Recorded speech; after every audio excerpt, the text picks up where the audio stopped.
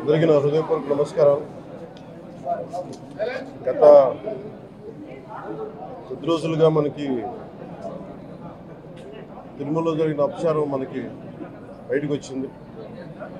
స్వామివారి ప్రసాదం గత శతాబ్దాలుగా, సరిగ్గా చెప్పాలంటే 300 సంవత్సరాల పై చిలుకు నుంచి స్వామివారి ప్రసాదాన్ని తిరుపతిలో కానీ దీన్ని 3 శతాబ్దాల పై నుంచి దీన్ని తీసుకొస్తూ వచ్చారు. స్వామివారికి నైవేద్యంగా ఇస్తూ వచ్చారు.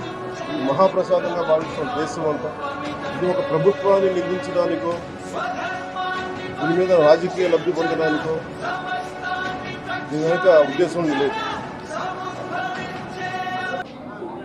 వైసీపీ పాలనలో టీటీడీ బోర్డుని కాన్స్టిట్యూట్ చేసిన విధానం మేము ముందు నుంచి ఆక్షేపం తెలియజేస్తా ఉన్నాం. ఏ గుడైనా సరే భక్తుల మనోభావాలు దెబ్బతినకుండా, ఆచార వ్యవహారాల్ని నిర్వీర్యం చేయకుండా, అపరాధం వాటిల్లకుండా ముందుకు తీసుకెళ్లాల్సిన అవసరం ఉంది. అది వారి బాధ్యత. సో టీటీడీ బోర్డుని కాన్స్టిట్యూట్ చేసిన వైసీపీ ప్రభుత్వం 2019 నుంచి సంస్కరణల పేరుతోటి, అంతకుముందు చాలా తప్పులు జరిగినాయనే వాటితోటి చాలా మార్పులు చేర్పులు పట్టుకొచ్చారు. స్వామివారి పూజా విధానాలు మార్చేశారు. శ్రీవాణి ట్రస్ట్ అని పేరు పెట్టి దాని మీద 10,000 రూపాయలు టికెట్ పెట్టారు ఒక్కొక్క వ్యక్తికి.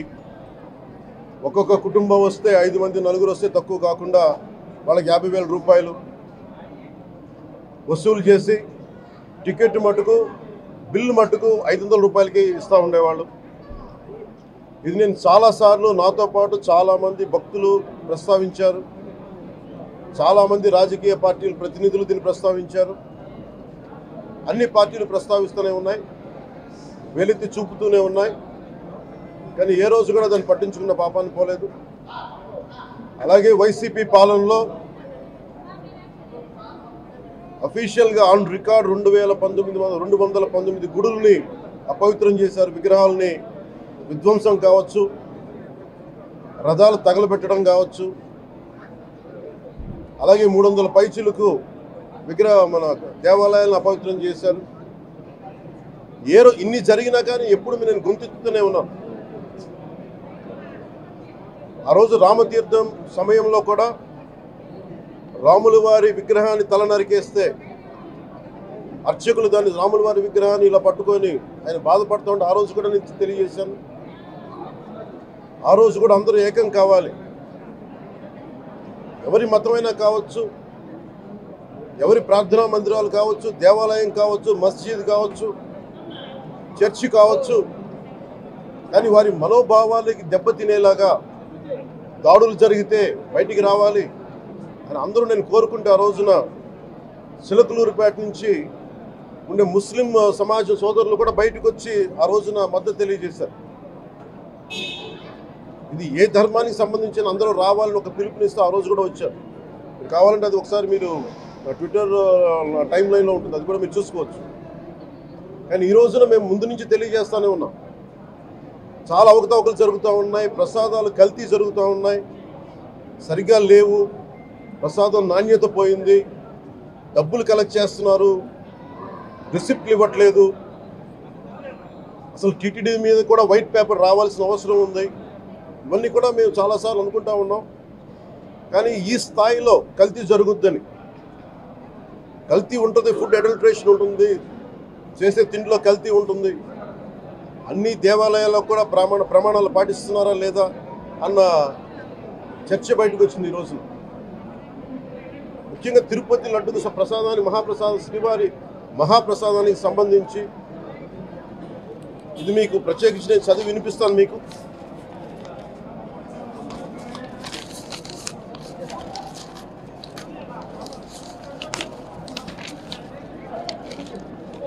ఈ రిపోర్ట్ ప్రత్యేకించి centre for analysis and learning in livestock and food of the national dairy development board వారికి శాంపుల్స్ పంపిస్తే ఇది వాళ్ళు తెలియజేసింది స్టాండర్డ్ వాల్యూ లిమిట్స్ ఎలా ఉండాలి అని వాళ్ళు చెప్పారు. ఏం చెప్పారంటే pure milk fat shall have a reading between 95.68 to 104.32, but all the ghee samples had values around 20, which means the ghee is highly adulterated. దాని సబ్సిక్వెంట్ టేబుల్లో సహజంగా నెయ్యిలో కల్తీ వ్యాపారులు కల్తీ చేసేది ప్లాంట్ బేస్డ్ కల్తీ జరుగుతూ ఉంటుంది. అదే తప్పు. అలాంటిది దీంట్లో ప్రత్యేకించి తెలియజేసింది సోయాబీన్ ఉంది, sunflower, olive oil, rapeseed, linseed, wheat germ, maize germ, cottonseed, coconut, palm ఆయిల్తో పాటు fish oil, beef tallow, lard. Fish oil మీకు తెలిసిందే, చేప నుంచి ఎక్స్ట్రాక్ట్ చేసిన నూనె. బీఫ్ టాలో అంటే మనకి పశువు సంబంధించిన కొవ్వు. అలాగే లాడ్ అంటే మన పందికి సంబంధించిన కొవ్వుని. ఇవి ఎక్కువ ఉన్నాయి. ఈ దారుణం ఏంటంటే శతాబ్దాలుగా పోరాటం చేస్తున్నారు అయోధ్య రామ మందిరం కోసం. దానికి కూడా వీళ్ళు 1,00,000 లడ్లు ఇలా బీఫ్ తోటి, పిగ్ ఫ్యాట్ తోటి, ఫిష్ ఆయిల్ తోటి కలిపిన 1,00,000 లడ్లు కొన్ని శతాబ్దాలుగా అయోధ్య రామ మందిరం కావాలని చాలా ప్రతిష్టాత్మకంగా తీసుకుంటే దానికి కూడా తిరుపతి లడ్లు వెళ్ళింది, టీటీడీ లడ్లు వెళ్ళింది. ఇది దేశం అంతా దీన్ని కదిలిపోయింది. ఈ రోజున ఇలాంటి అపవిత్రం జరిగింది. దీని గురించి ప్రస్తావిస్తే రిపోర్ట్లు బయటకు వస్తాయి. వైసీపీ నాయకత్వం కానీ ఇది రాజకీయ లబ్ధి కోసం చేస్తున్నారని ఒక మాట మాట్లాడుతూ ఉన్నారు. వైసీపీ నాయకులకి కానీ వారి మద్దతుదారులు కానీ నేను మనస్ఫూర్తిగా మీకు తెలియజేస్తున్నా, రామతీర్థం గొడవప్పుడు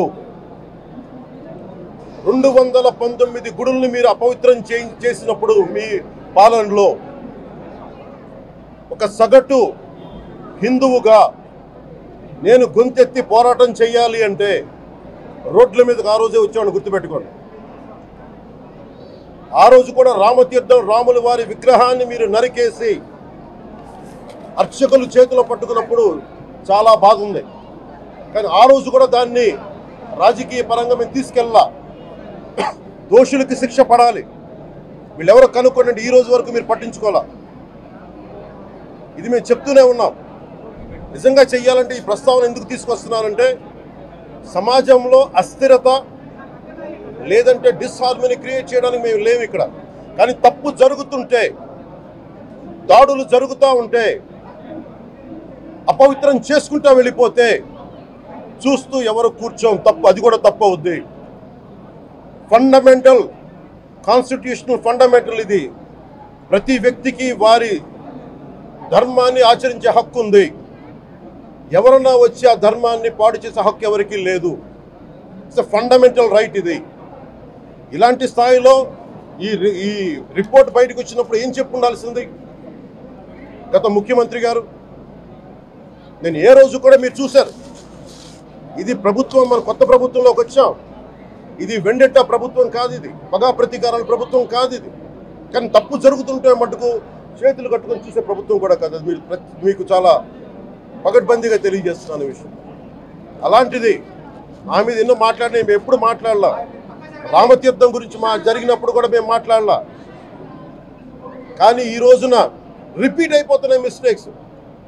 అలవాటైపోయింది, ఆలవాలం అయిపోయింది. ఇంక ఇక్కడితో ఆగాలి. ఇది ఎప్పుడే ఫుల్ స్టాప్ టు దిస్. దీంట్లో ఒకరు నిందించట్లా.